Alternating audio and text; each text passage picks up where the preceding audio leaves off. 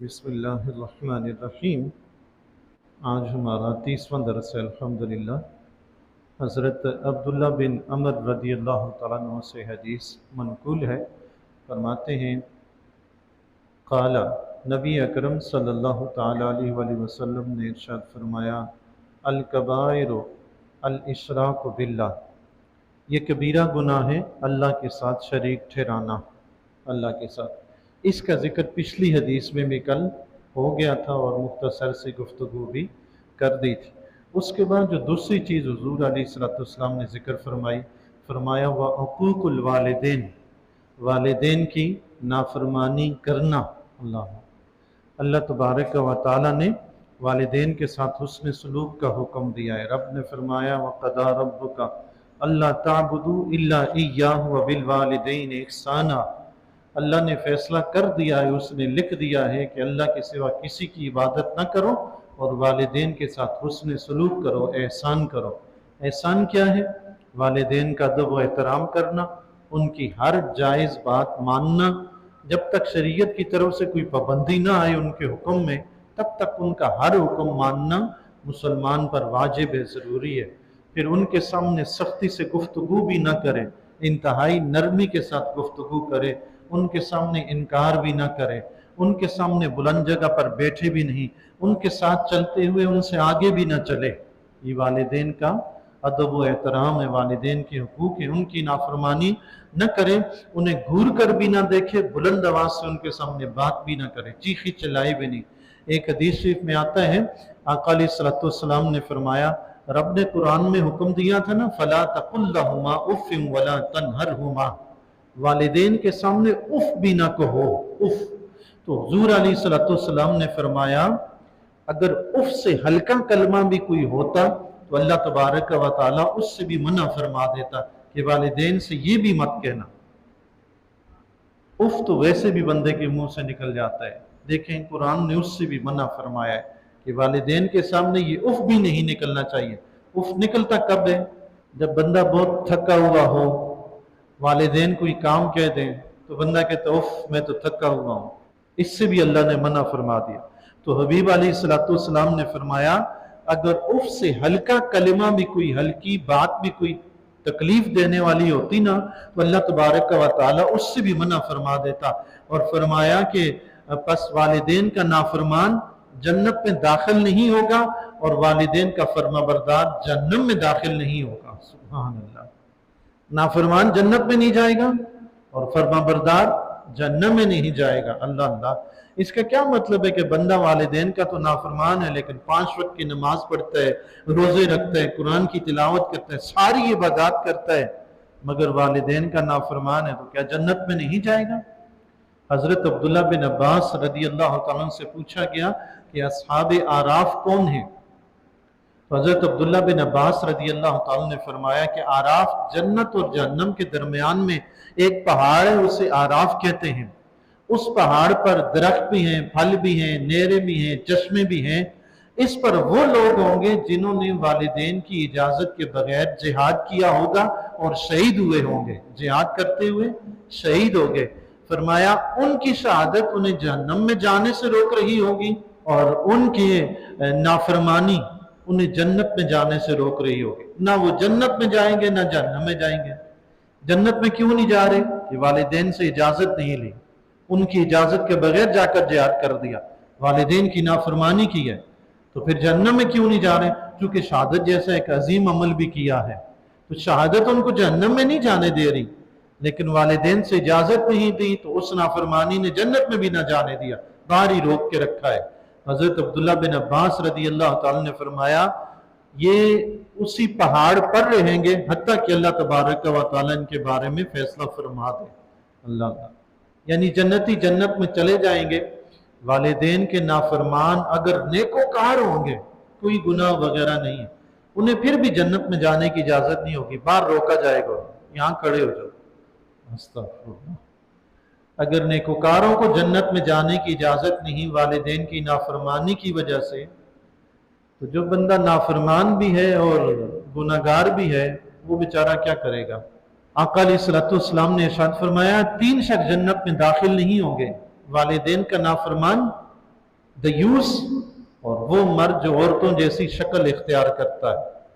آج کل ایسے مرد آپ کو کئی نظر آئیں گے، روڈوں پہ رات کے وقت نکلتے ہیں، دن کے وقت بھی نکلتے ہیں، عورتوں والے کپڑے پہنتے ہیں، عورتوں والا میک اپ کرتے ہیں، وگ وغیرہ لگاتے ہیں، بال بنا لیتے ہیں. تو آقا علیہ الصلوۃ والسلام نے فرمایا ایسا شخص جنت میں داخل ہی نہیں ہوگا. ہے تو مرد لیکن وہ اپنا حلیہ عورتوں والا اپنا لیتا ہے، فرمایا وہ جنت میں داخل نہیں ہوگا. دوسرا والدین کا نافرمان اور دیوس. دیوس کون ہوتا ہے؟ دیوس وہ شخص ہوتا ہے جو اپنی محرم عورتوں کے بارے میں اپنی دینی غیرت اور حمیت کا اظہار نہ کرے، بے پرواہ ہو جائے. اس عورتیں بے پردہ ہوں، فحاشی میں مبتلا ہوں، بیہودہ لباس پہنتی ہوں، اس کو پرواہ ہی نہ ہو. حدیث شریف میں حضور علیہ الصلوۃ والسلام نے دیوس کی تعریف کرتے ہوئے صحابہ نے پوچھا دیوس کون ہوتا ہے؟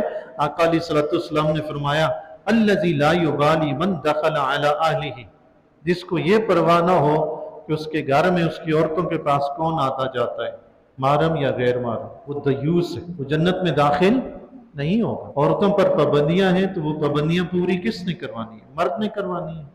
اللہ نے عورت کو کمزور کیوں پیدا کیا؟ اسی لیے کمزور پیدا کیا تھا کہ اس کے عمل میں کچھ ٹیڑھا پن ہے تاکہ مرد اپنی طاقت کا استعمال کر کے اس کو سیدھا کرے. لیکن مرد آج کل ہر کام کے لیے طاقت استعمال کرے گا، مگر جہاں دین کی بات آئے گی آنکھیں بند کر لے، کوئی پرواہ نہیں ہے. بیوی ہے، بیٹی ہے، بہن ہے، بے پردہ گھر سے نکلتی ہے، بیہودہ لباس میں نکلتی ہے، کوئی پرواہ نہیں. غیر مردوں کے ساتھ اٹھتی بیٹھتی ہے، لیک سلیک کرتی ہے، کوئی پرواہ نہیں. ایسے شخص کو حدیث شریف میں دیوس کہا گیا، اور اردو میں اس کا ہم جو ترجمہ کرتے ہیں اسے بے غیرت کہتے ہیں. بے غیرت. اور اس کے بارے میں اللہ کے نبی نے فرمایا جنت میں نہیں جائے گا. یہ تو ضمناً بات آگی، اصل میں والدین کے نافرمان کی وجہ سے یہ حدیث میں نے لکھی تھی کہ اللہ کے نبی علیہ الصلوۃ والسلام نے فرمایا کہ والدین کا نافرمان جنت میں نہیں جائے گا. حضرت عبداللہ بن عباس رضی اللہ تعالیٰ عنہ فرماتے ہیں کہ اللہ تبارک و تعالیٰ نے قرآن کریم میں تین چیزوں کے ساتھ جوڑ دیا ہے. پہلی تین چیزوں پر عمل تو ہو رہا ہے، مگر اس کے بعد کی جو تین چیزیں ان پر عمل نہیں ہو رہا، اللہ تبارک و تعالیٰ وہ پہلی تین بھی قبول نہیں فرمائے گا. وہ تین کیا چیزیں ہیں؟ حضرت عبداللہ بن عباس رضی اللہ تعالیٰ نے فرمایا پہلی چیز اطیع اللہ و اطیع الرسول. رب نے فرمایا اللہ کی اطاعت کرو اور اللہ کے رسول کی اطاعت کرو. اب جو شخص اللہ کی اطاعت کرتا ہے مگر رسول اللہ کی اطاعت نہیں کرتا تو فرمایا اللہ تعالیٰ اس سے اپنی اطاعت بھی قبول نہیں فرمائے گا. اللہ کے نبی کی اطاعت کے بغیر اللہ کی اطاعت بھی قبول نہیں ہے. اللہ کے نبی کی اطاعت کا پتہ کہاں سے چلے گا؟ حدیث سے ہی چلے گا. جب حدیث سے بتائیں نہیں کہ اللہ کے نبی عمل کیسے کرتے تھے تو ہم اللہ کے حبیب علیہ الصلوۃ والسلام کی اطاعت کیسے کریں گے؟ جو لوگ آج کل حدیث کو نہیں مانتے نا، کہتے ہیں قرآن کافی ہے. فتنوں کا دور ہے جی. اللہ تبارک و تعالیٰ آپ کو بھی، مجھے بھی، ہماری نسلوں کو بھی اپنی حفظ و امان میں رکھے. فتنوں کا دور ہے. کچھ لوگ ایسے جو کہتے ہیں قرآن کے سوا باقی کچھ بھی نہیں، بس سب فراڈ، سب دھوکہ ہے، صرف قرآن. اب وہ عام سادہ بیچارہ مسلمان جس کو کچھ پتہ ہی نہیں ہوتا کہ حدیث بھی کوئی چیز ہے، وہ قرآن کا نام سن کے پیچھے پیچھے چل پڑتا ہے کہ ہاں یار قرآن سے بڑھ کے کیا چیز ہے. اس سے آگے ایک قدم اور نکل آتا ہے. وہ کہتا ہے قرآن اور حدیث اس کے سوا کچھ نہیں. لیکن جب مسئلے پوچھنے کے لیے جاؤ تو وہ بھی حدیث سے ہٹ کے کئی مسئلے بتا دے گا. مگر کوئی دوسرا کہے کہ تقلید کر کے یہ مسئلے بتاؤ، نہیں وہ نہیں، تقلید نہیں چلے گی، وہ ناجائز ہے. صرف قرآن اور حدیث. لیکن مسئلہ پوچھنے جاؤ بھئی یہ بات تو حدیث میں نہیں ہے، تو پھر اپنی آئیں بائیں سائیں کر کے مسئلہ بتائیں گے. تو پوچھو یہی مسئلہ تو تقلید کے ذریعے ہم حل کر رہے ہیں.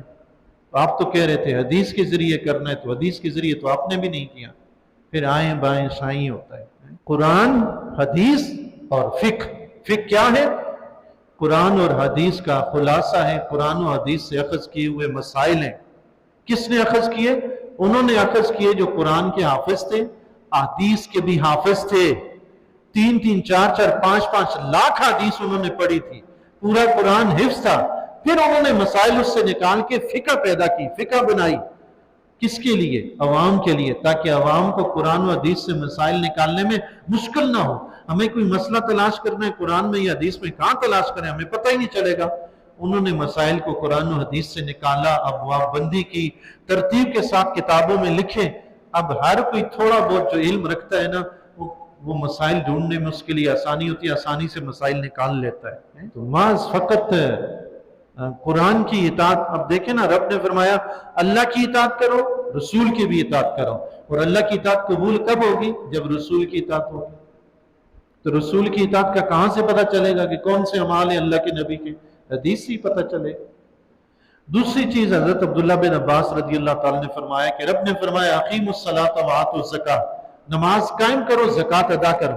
اب جو بندہ نماز تو قائم رکھتا ہے مگر زکوٰۃ نہیں دیتا فرض ہونے کے باوجود، فرمایا اس کی نماز بھی قبول نہیں، اس کی نماز بھی قبول نہیں۔ تیسری چیز فرمایا اللہ تبارک و تعالیٰ نے فرمایا انشکر لی ولوالدیک، میرا شکر ادا کرو اور والدین کا شکر ادا کرو۔ فرمایا جو شخص اللہ کا شکر ادا کرتا ہے لیکن والدین کا شکر ادا نہیں کرتا، اس سے اللہ تعالیٰ وہ شکر بھی قبول نہیں کرے گا جو اللہ کا ادا کیا جا رہا ہے، جب تک والدین کا شکر ادا نہ کرے۔ تو والدین کی نافرمانی کو اللہ کے نبی علیہ السلام نے کبیرہ گناہوں میں شمار فرمایا، اور پھر مزید کبیرہ گناہ کے متعلق فرمایا وقتل النفس، کسی کو ناحق قتل کرنا، فرمایا یہ بھی کبیرہ گناہ ہے۔ ناحق قتل کرنے کے بارے میں، ناحق کسی مسلمان کو بھی قتل کیا جا سکتا ہے، کسی کافر کو بھی قتل کیا جا سکتا ہے۔ یاد رکھیے اسلام کسی کافر کو بھی خواہ مخواہ قتل کی اجازت نہیں دیتا کہ بندہ تلوار اٹھائے کہے کہ یہ کافر ہے چلو کافر کو قتل کر دو، اسلام تو اس کی اجازت ہی نہیں دیتا۔ پہلی چیز کہ مسلمان کو قتل کرنا وہ سن لیں، پھر اس کے بعد کسی عام انسان کو قتل کرنا چاہے وہ کافر ہو یا کوئی بھی ہو، اس کے متعلق بھی قرآن کا حکم سن لیں۔ پہلا مسلمان مومن، اس کو اگر کوئی قتل کرے تو رب نے کیا فرمایا؟ رب نے فرمایا من یقتل مؤمنا متعمدا، جس شخص نے جان بوجھ کر کسی مومن کو قتل کیا، کسی مسلمان کو قتل کیا، فجزاؤہ جہنم خالدا فیہا، تو اس کی سزا جہنم کا ٹھکانہ ہے، اس میں ہمیشہ رہے گا، خالدن فیہا، اس میں ہمیشہ رہے گا۔ یہ خالدن کا معنی تو ہمیشہ ہوتا ہے، لیکن بزرگان دین نے فرمایا کہ اگر قتل کرنے والا مسلمان ہو تو وہ ہمیشہ تو جہنم میں نہیں رہے گا، وہ جہنم میں سزا پا کے نکل آئے گا، تو اس لیے یہاں پہ ترجمہ کیا کہ مدتوں جہنم میں رہے گا، یعنی اس کی سزا، جس نے کسی مسلمان کو قتل کیا ہے وہ خود بھی مسلمان ہے، اس کی سزا جہنم میں سب سے زیادہ لمبا عرصہ ہوگی، وہ زیادہ ٹھہرے گا جہنم۔ مزید کیا ہوگا؟ جہنم میں اس کو اللہ تعالیٰ ڈالے گا اور مدتوں کے لیے جہنم میں پڑا رہے گا۔ وَغَضِبَ اللَّهُ عَلَيْهِ، اللہ اس پر غضبناک ہوگا، وَلَعْنَهُ، اور اللہ اس پر لعنت فرمائے گا، استغفر اللہ معاذ اللہ، وَأَعَدَّ لَهُ عَذَابًا عَظِيمًا، اور اس کے لیے اللہ نے دردناک بہت بڑا عذاب تیار کر رکھا ہے، استغفر اللہ معاذ اللہ۔ آپ دیکھیں ہمارے معاشرے میں کیا مسلمان کو قتل نہیں کر رہا ہے؟ قومیت کے نام پر ان ظالموں نے، وڈیرہ شاہی کے نام پر، سیاست کے نام پر ہمارے کتنے مسلمان بھائی قتل کروا دیے گئے، خواہ مخواہ بلا وجہ۔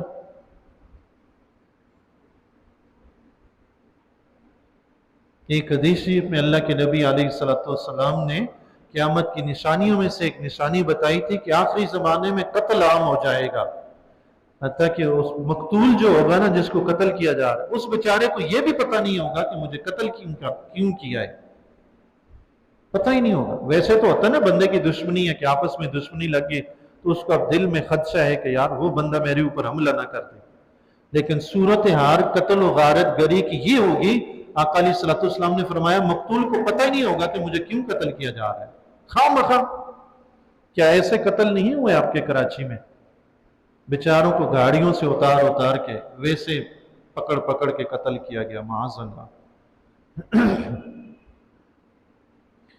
ناراض نہ ہوئیے گا، ایک چھوٹی سی بات میں عرض کر رہا ہوں، اپنی معاشرتی برائیوں کی وجہ سے نا، میں کسی پہ طنز نہیں کر رہا، میں اپنے معاشرے کی ایک برائی کا اظہار کر رہا ہوں آپ کے سامنے۔ شروع میں آیا تو مجھے بھی بڑی عجیب قسم کے لوگوں کا سامنا کرنا پڑا، وہ مجھے پتہ نہیں کس قوم سے سمجھتے تھے، میں کشمیری ہوں لیکن مجھے وہ کچھ اور سمجھتے تھے، سر پہ امامہ ہے، شکل و صورت اللہ جانے پتہ نہیں کس قوم سے ملتی جلتی ہے، تو وہ مجھے بڑا عجیب سا لگے کہ یار یہ کس قسم کے لوگ ہیں،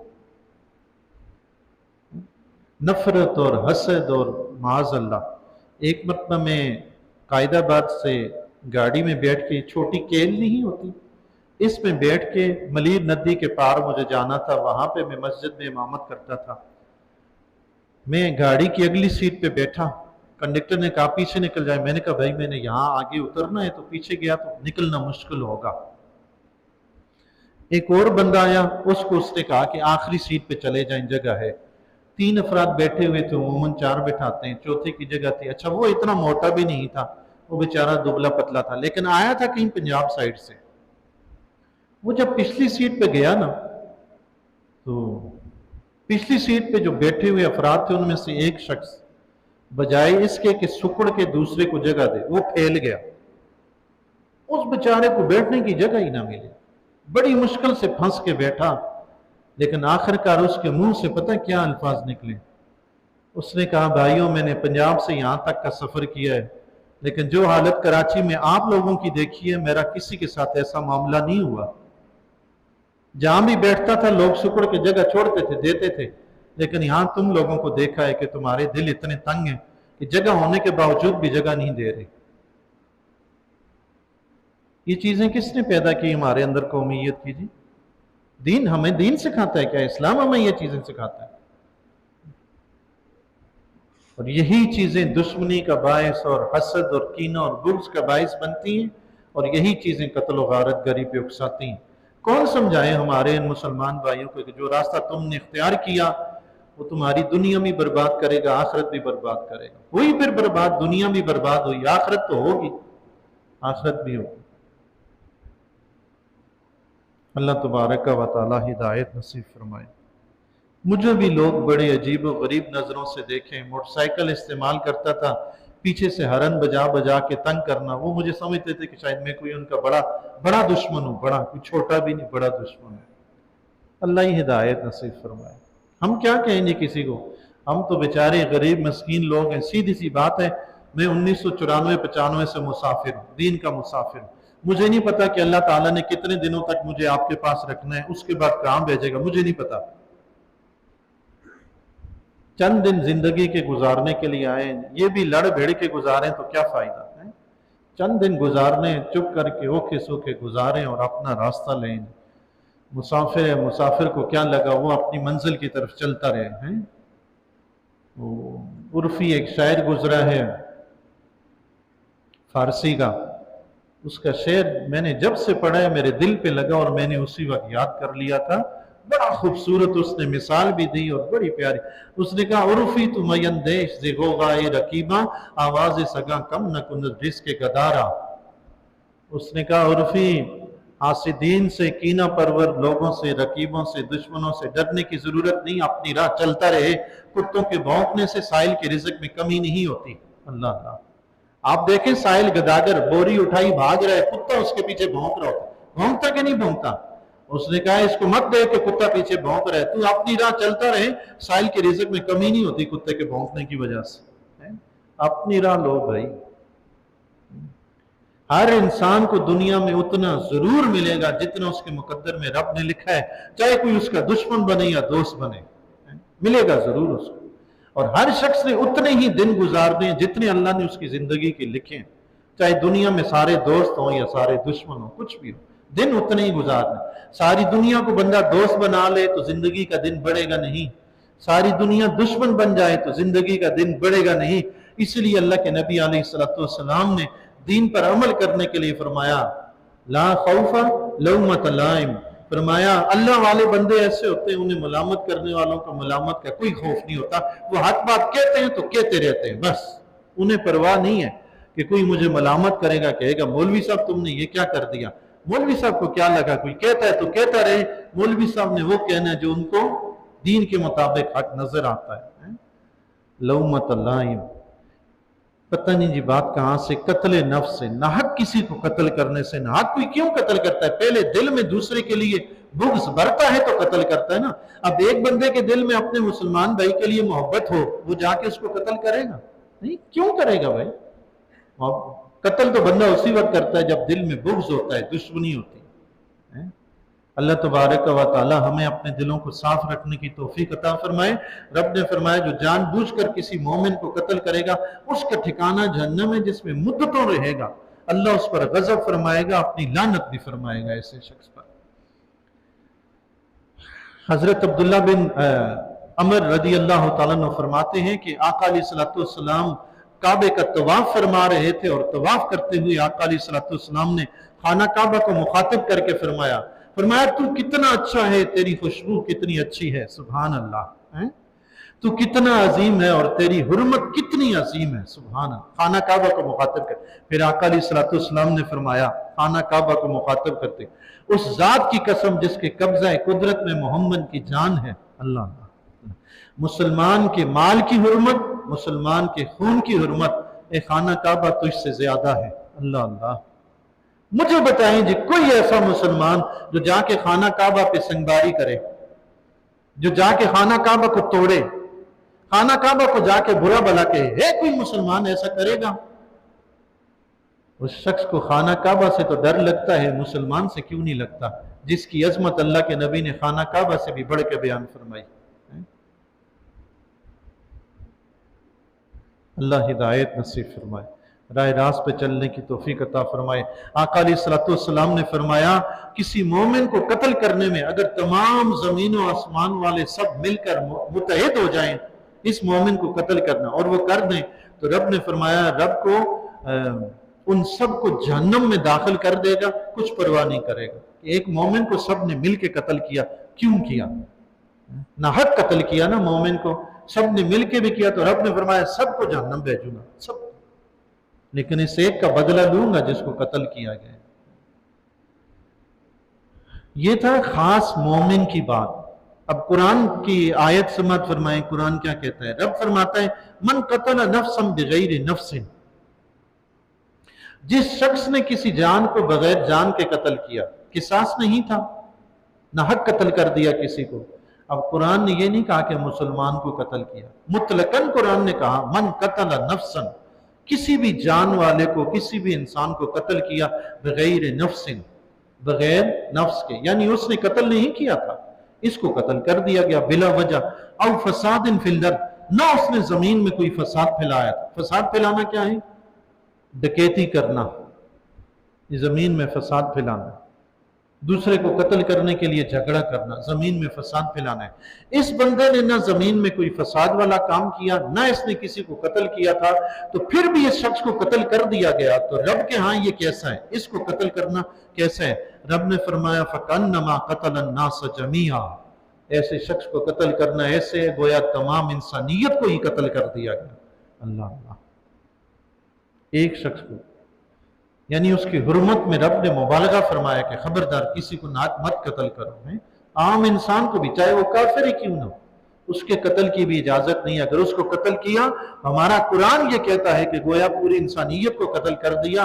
वमन अहयाहा फकन्नमा अहया अन्नास जमीआ, और जिसने किसी इंसान को जिंदगी बख्शी उसने गोया सारी इंसानियत को जिंदगी बख्शी। सुभान अल्लाह, ये कुरान का कहना है कि लोगों को जिंदगी दो, जिंदगी लो नहीं।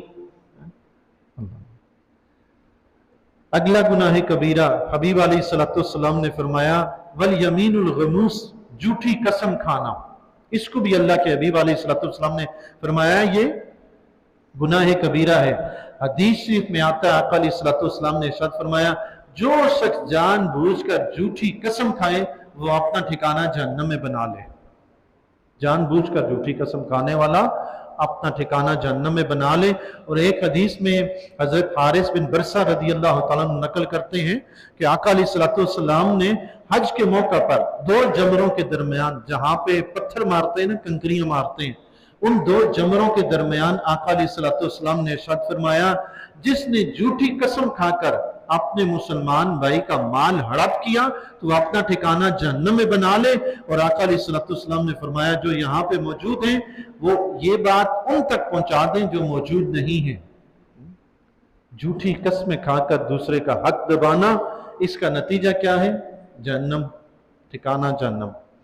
इमाम बुखारी रहमतुल्लाह अलैह ने यह हदीस नकल फरमाई है और इसी हदीस में दूसरे जो रावी, ये हजरत अब्दुल्ला बिन अमर थे और दूसरे रावी हजरत अनस रदी अल्लाह तआला अन्हु, उनसे भी यही हदीस मरवी है, लेकिन एक जगह पे अल्फाज का रद्द बदल है।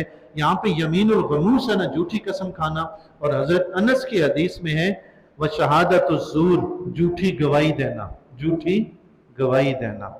اللہ کے حبیب علیہ السلام نے فرمایا جس نے کسی مسلمان کے خلاف ایسی گواہی دی جس کا وہ علم نہیں ہے تو وہ اپنا ٹھکانہ جہنم میں بنا لے۔